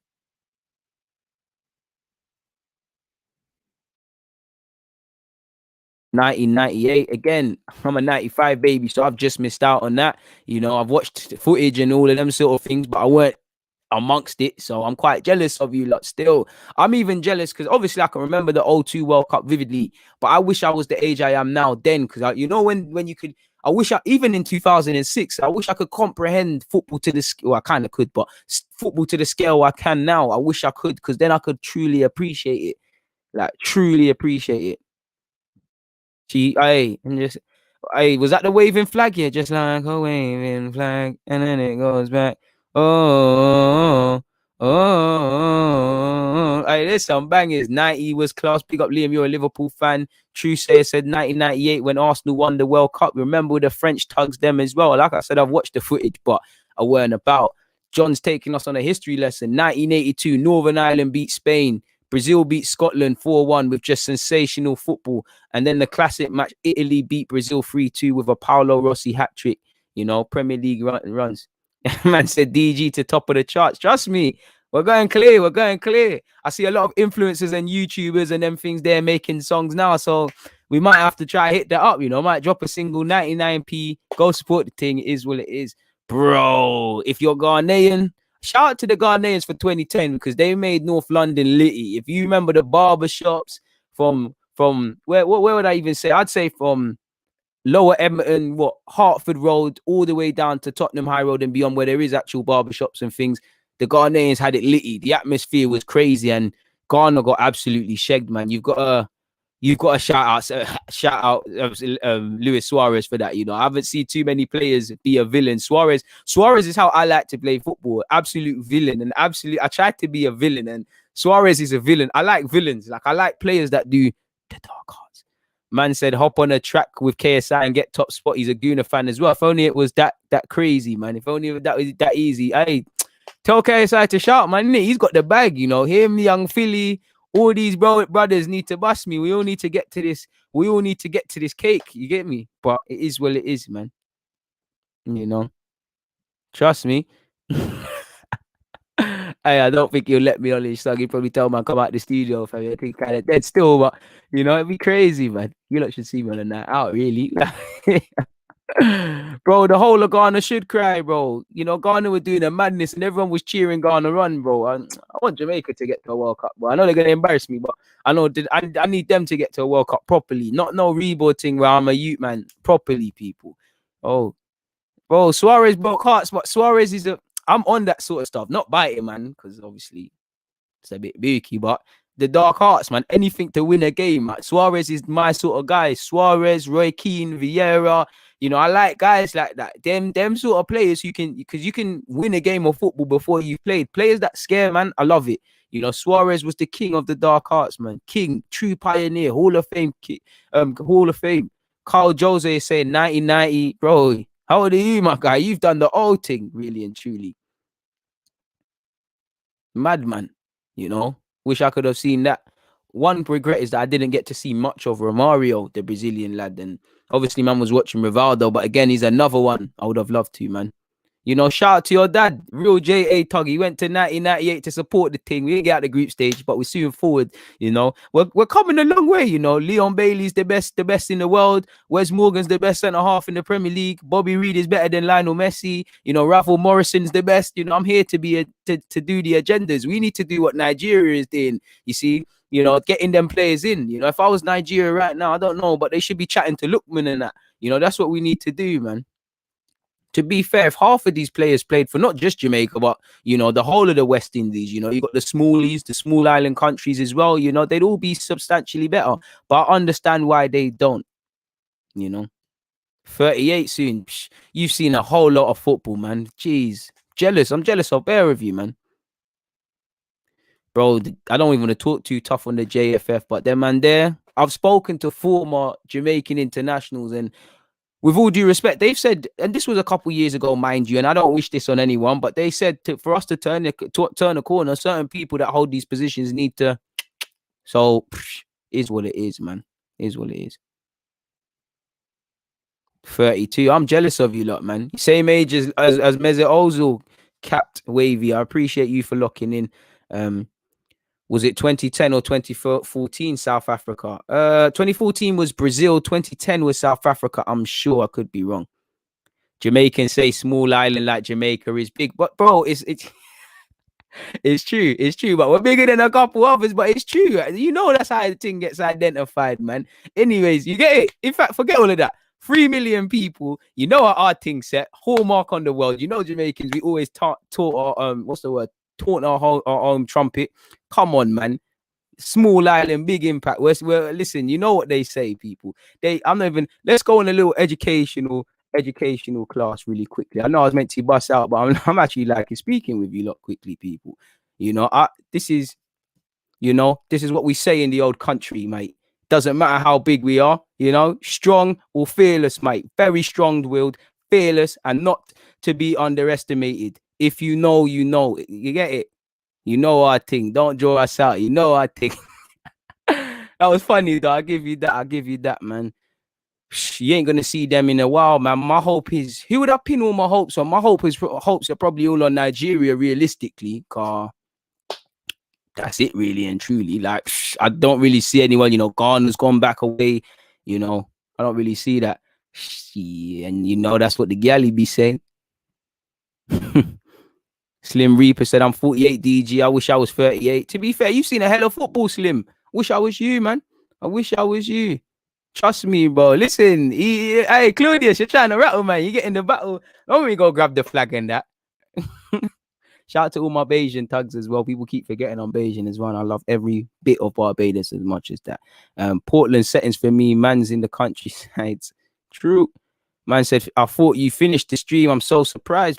Surprised too. But why not, man? We're here in. It's only 3 p.m. I've done a lot. All I'm going to do is open this box. And I see M telling me not to mash up the set. And you're fully right, my guy. Fully right. What else we got? Carl's locked in all the way from Gloucestershire. Gloucestershire. Oh, I can't say them words, man. It is what it is. But I appreciate you for locking in regardless, man. You lot are proper making me nostalgic with the World Cup chat, man.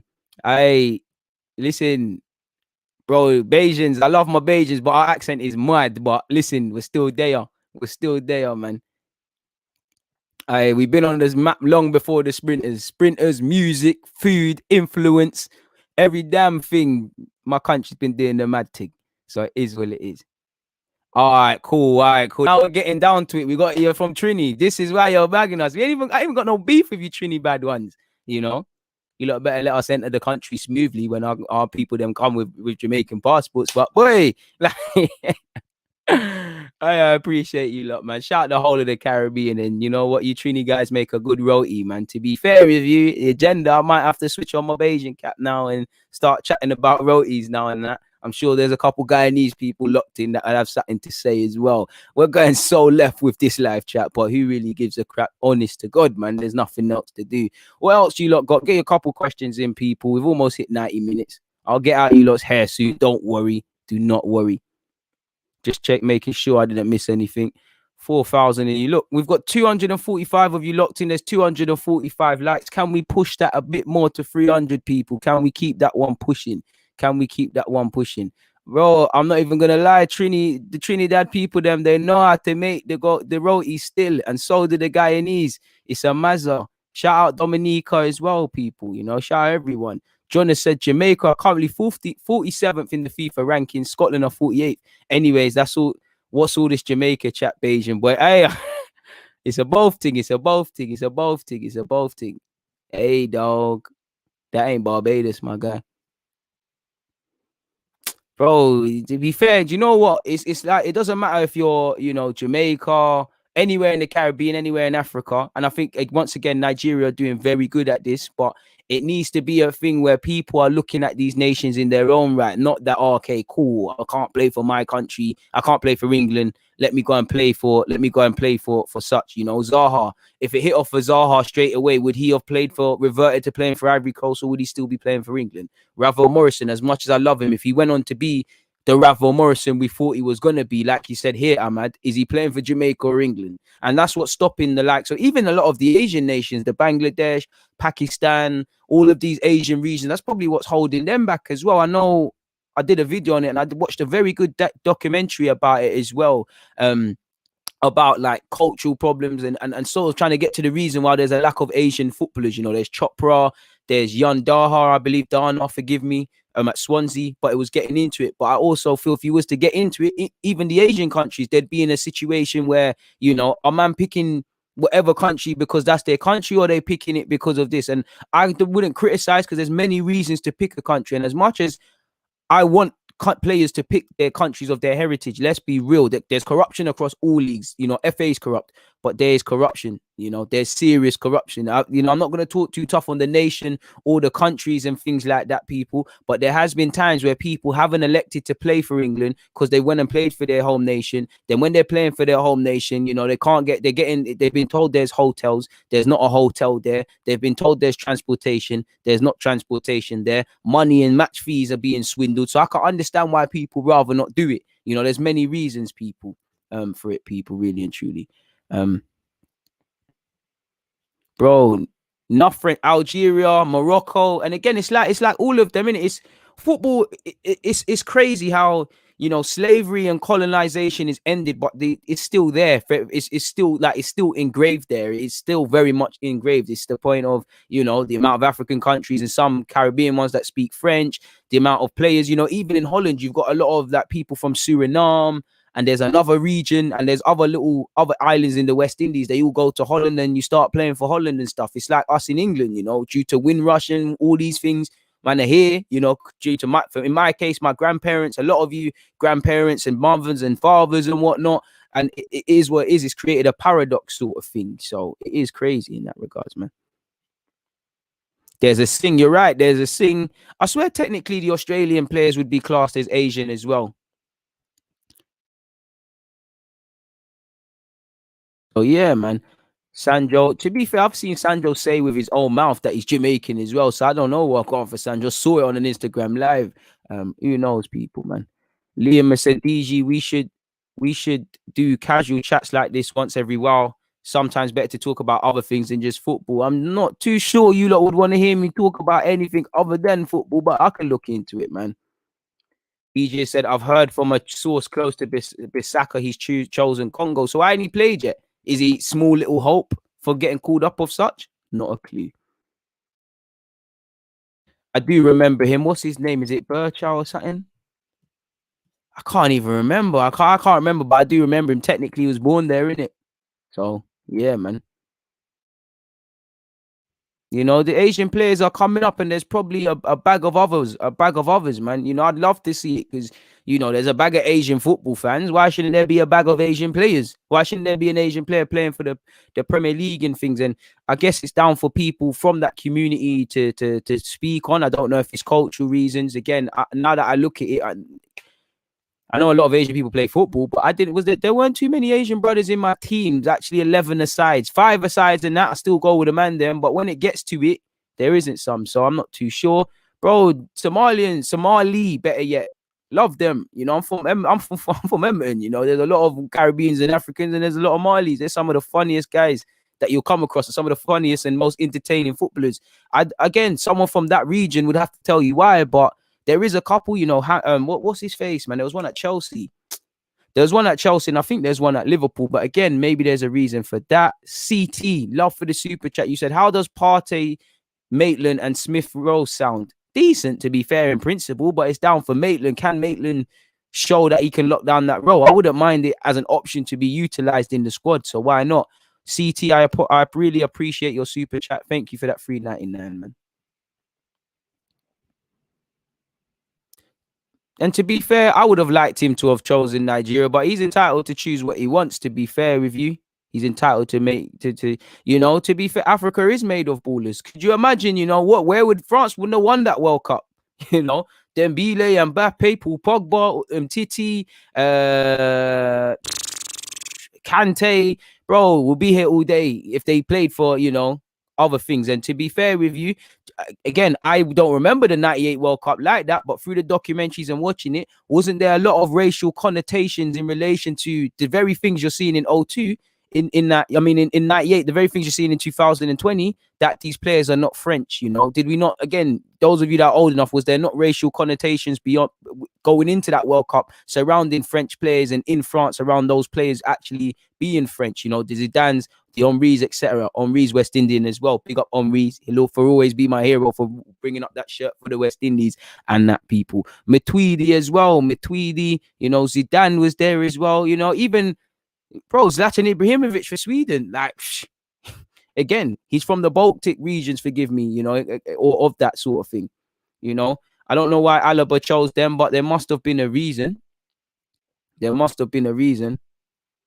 You know, Benzema, there's Bear Man. You know, look, when Dozie's there, you know, there's Bear Man. There's Bear Man, man. There's Bear Man. So, yeah, it is what it is, man. And this is it, you know, bare African regions and things like that. So, it's still a problem, you know. To be fair, you've got Giroud. In fact, Griezmann's of Spanish descent. So, this is why I love football, because it shows how diverse it could be. But fundamentally, the bulk of them players are not actually, you know, French. I guess they're French now because they're playing, but maybe if it was different, it could have been something. You know, you had Ozil, Khedira, Podolski, all of them sort of players for Germany as well. The Boatengs as well. Both have faced racial connotations as well. Sane, Gundogan, all of these guys, you know, like Carl was saying, when it comes to Holland, enough of them, you know, enough Dutch players of other regions. So it's bare, you know. Pogba, we know, African descent, bare man in that side. Bare man in that side, you know. Even thingy, you know, even when Balotelli kind of dragged Italy to that final where they got battered against Spurs, you know, Balotelli, Ghanaian, to get it. So it is what it is. You know, I don't know if Benzema's one was racist or racism. I need to see some facts. I think that one was the Volbrainer thing. So we'll have to see what happens in that regards, people. You know, Lukaku from Belgium, you know, Butchwaye from Belgium. Belgium got a bag of them as well. You know, and it's still there. Still there, man. So we'll have to see, man. But I can't lie, people. We've been here for over 90 minutes. I'm going to get out of here now, people. What's the time? It's 3 something. I want to go and play around with this new package and get towards advancing on Twitch. Please make sure you've hit the like button. If you haven't, please, can we get that to to 300 people. And on that note, please take care of yourself. Ahmad has said we need more chats like this away from Arsenal. This is sick. This was not planned, my guy, but happy that you've seen something that you like here. But like I said, I'll be back again soon. For now, check out all the other vids. People, DG, I'm out. Peace out, people. Peace.